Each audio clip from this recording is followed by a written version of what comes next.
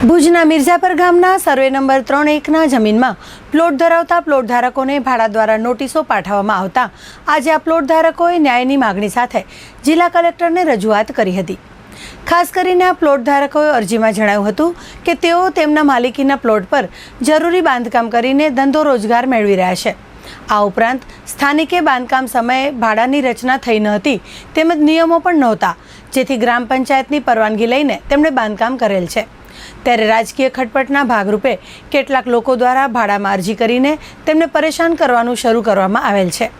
ત્યારે આ અંગે પોતાની માલિકીના પ્લોટ પર બાંધકામ તેમજ હેતુફેરની કામગીરી માટેની અરજી કરી હોવા છતાં તેમને ભાડા દ્વારા નોટિસો પાઠવવામાં આવી હોવાનું અરજીમાં જણાવવામાં આવ્યું છે।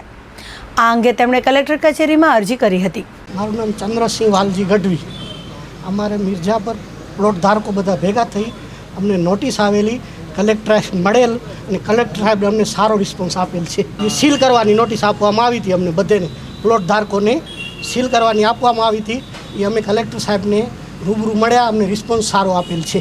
આ નોટ દેવામાં આવી છે, માલિકીના પ્લોટ છે બધા, એમને નોટિસ